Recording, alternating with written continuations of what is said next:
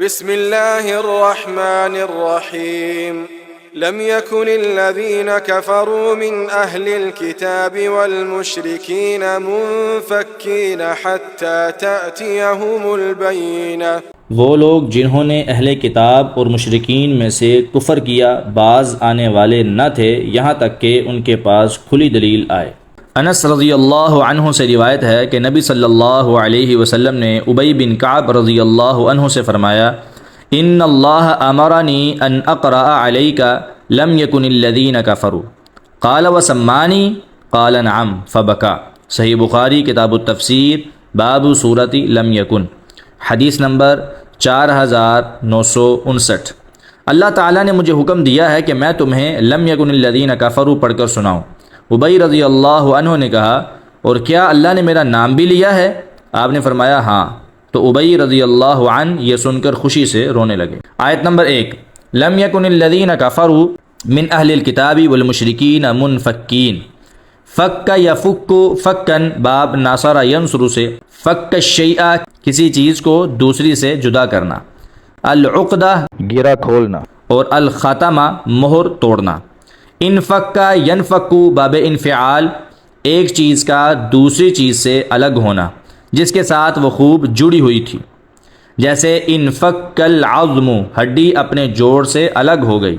منفکین اسم فاعل ہے، اپنے کفر سے باز آنے والے، الگ ہونے والے، یعنی پیغمبر آخر الزماں اور قرآن بھیجنے کی ضرورت اس لیے پیش آئی کہ اہل کتاب یعنی یہود و نصارہ اور مشرکین عرب کو راہ حق پر لایا جائے، کیونکہ یہ لوگ اس قدر بگڑے ہوئے تھے کہ ان کا راہ حق پر آنا اس کے بغیر ممکن نہ تھا کہ ایک پیغمبر آئے جو ایک مقدس آسمانی کتاب لائے جس میں عمدہ و دل نشین مضامین ہوں اور وہ انہیں پڑھ کر سنائے۔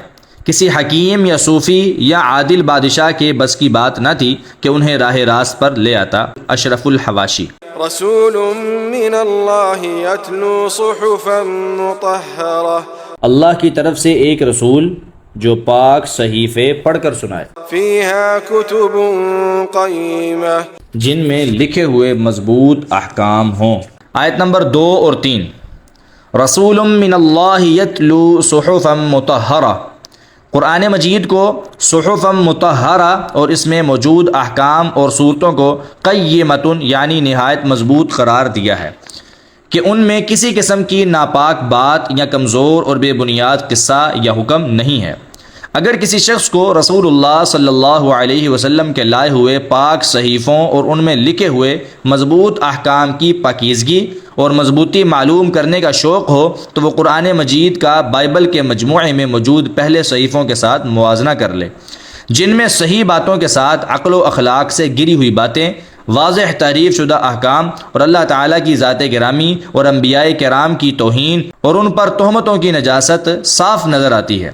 مثلا لوط اور سلیمان علیہ السلام پر بے بنیاد تہمتیں جن سے وہ ہر طرح سے پاک اور بری ہیں۔ وما تفرق الذين اوتوا الكتاب الا من بعد ما جاءتهم البينة، اور وہ لوگ جنہیں کتاب دی گئی جدا جدا نہیں ہوئے مگر اس کے بعد کہ ان کے پاس کھلی دلیل آ گئی۔ آیت نمبر 4، وما تفرق الذين اوتوا الكتاب، اس آیت میں اہل کتاب کے ایک جرم کا ذکر فرمایا، مشرکین کا نام نہیں لیا، کیونکہ جب پڑھے لکھوں کا یہ حال ہے تو جاہل مشرکین کی ضد اور عناد کا اندازہ خود کر لیں۔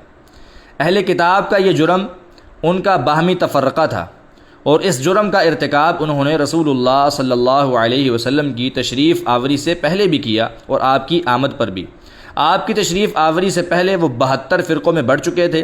اس آیت میں وضاحت فرمائی کہ ان کے الگ الگ 72 فرقے بننے کی وجہ یہ نہ تھی کہ انہیں اللہ کے حکم کا علم نہ تھا، نہیں، بلکہ البینۃ کھلی دلیل اور واضح حکم موجود ہونے کے باوجود باہمی ضد اور عناد کی وجہ سے کسی نے احبار و رہبان میں سے کسی ایک کے اقوال کو حجت مان کر اس کے نام پر فرقہ بنا لیا اور کسی نے دوسرے کے نام پر۔ یہی حال مسلمانوں کا ہوا۔ ابو ہریرہ رضی اللہ عنہ بیان کرتے ہیں کہ رسول اللہ صلی اللہ علیہ وسلم نے فرمایا، تفرقت الیہود علی 71 فرقۃ او 72 فرقۃ والنصارى مثل ذلك وتفترق امتی علی 73 فرقۃ جامع ترمذی کتاب الایمان باب ما جاء فی افتراق هذه الامہ، حدیث نمبر 2640۔ وقال ترمذی والالبانی حسن صحیح۔ یہود 71 یا 72 فرقوں میں بٹ گئے، نصرانیوں کا بھی یہی حال ہوا، اور میری امت 73 فرقوں میں بٹ جائے گی۔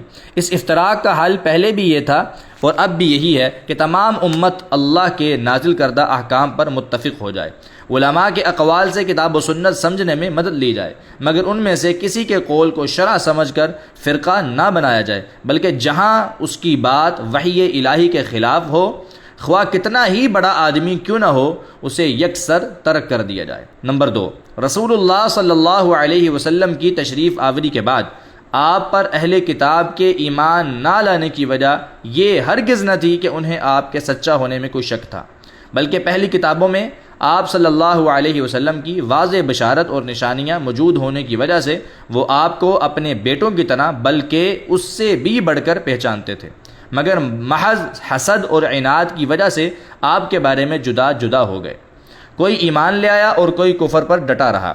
حسد اور عناد ایک تو یہ تھا کہ آپ بنی اسرائیل کے بجائے بنی اسماعیل سے کیوں ہیں، اور دوسرا یہ کہ وہ اپنی مذہبی سرداری چھوڑنے پر آمادہ نہیں تھے۔ وما أمروا إلا ليعبدوا الله مخلصين له الدين حنفاء ويقيموا الصلاة ويؤتوا الزكاة وذلك دين القيمة۔ اور انہیں اس کے سوا حکم نہیں دیا گیا کہ وہ اللہ کی عبادت کریں، اس حال میں کہ اس کے لیے دین کو خالص کرنے والے ایک طرف ہونے والے ہوں، اور نماز قائم کریں اور زکوٰۃ ادا کریں، اور یہی مضبوط ملت کا دین ہے۔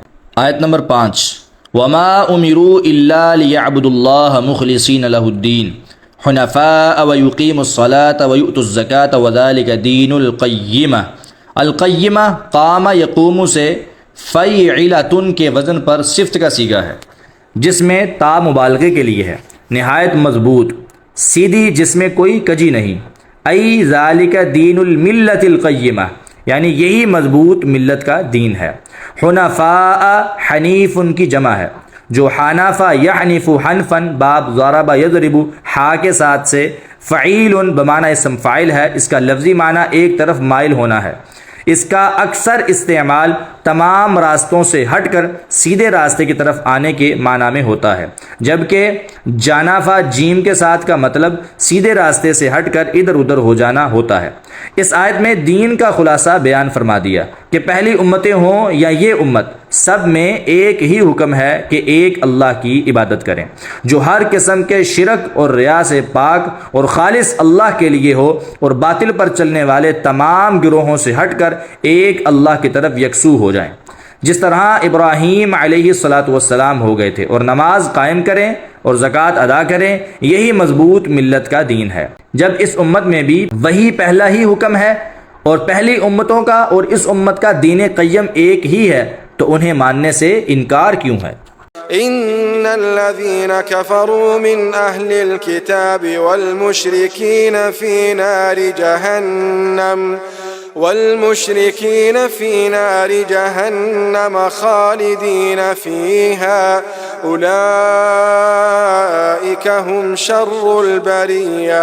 بے شک وہ لوگ جنہوں نے اہل کتاب اور مشرکین میں سے کفر کیا جہنم کی آگ میں ہوں گے، اس میں ہمیشہ رہنے والے ہوں گے، یہی لوگ مخلوق میں سب سے برے ہیں۔ آیت نمبر 6، ان الذين كفروا من اهل الكتاب والمشركين في نار جهنم خالدين فيها اولئك هم شر البریہ۔ البریہ براء یبرأ برءا وبروءا باب فتح یفتح سے پیدا کرنا سے، فعیلۃ کے وزن پر اسم مفعول کے معنی میں ہے مخلوق، یعنی یہ لوگ تمام مخلوق حتیٰ کہ جانوروں سے بھی بدتر ہیں، جیسا کہ فرمایا اولئک کالانعام بل ہم اضل، سورۃ الاعراف، یہ لوگ جانوروں کی طرح ہیں بلکہ ان سے بھی زیادہ گمراہ ہیں، کیونکہ وہ جان بوجھ کر حق کی مخالفت کر رہے ہیں۔ إن الذين آمنوا وعملوا الصالحات أولئك هم خير البرية بے شک وہ لوگ جو ایمان لائے اور انہوں نے نیک اعمال کیے وہی مخلوق میں سب سے بہتر ہیں۔ جزاؤهم عند ربهم جنات عدن تجري من تحتها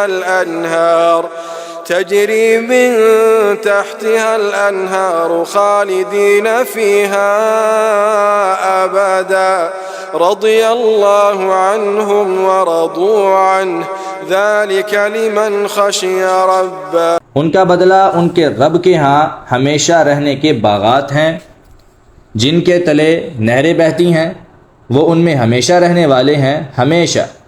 اللہ ان سے راضی ہو گیا اور وہ اس سے راضی ہو گئے، یہ اس شخص کے لیے ہے جو اپنے رب سے ڈر گیا۔ آیت نمبر 7 اور 8۔ ان الذین آمنوا وعملوا الصالحات، جو لوگ اللہ اور اس کے رسولوں اور تمام کتابوں پر ایمان لائے اور انہوں نے صالح اعمال کیے، ان کے لیے 3 بڑی بڑی بشارتیں ہیں۔ پہلی یہ کہ وہ مخلوق میں سب سے بہتر ہیں، کیونکہ اپنے اختیار سے گناہ چھوڑ کر ایمان اور عمل صالح کرنے والوں کا درجہ یقیناً ان لوگوں سے بلند ہے جن میں نافرمانی کی استعداد ہی نہیں۔ دوسری یہ کہ ان کے لیے ہمیشہ رہنے کے لیے باغات ہیں جن کے تلے نہریں بہتی ہیں۔ اور تیسری یہ کہ انہیں اللہ تعالیٰ کی رضا حاصل ہوگی جو آخرت کی نعمتوں میں سے سب سے بڑی نعمت ہے۔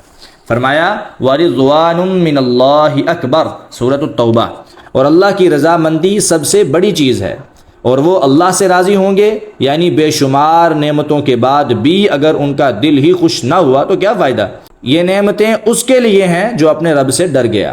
خالی بے روح کلمہ پڑھنے، بلا خشیت نماز اور بوجھل دل کے ساتھ زکوٰۃ ادا کرنے اور بطور رسم عبادات ادا کرنے سے یہ مرتبہ نہیں ملتا، بلکہ اس کا مدار اللہ کے ڈر پر ہے، جیسا کہ فرمایا وَلِمَنْ خَافَ مَقَامَ رَبِّهِ جَنَّتَانِ، سورۃ الرحمن، اور جو شخص اپنے رب کے سامنے کھڑا ہونے سے ڈر گیا اس کے لیے 2 باغ ہیں۔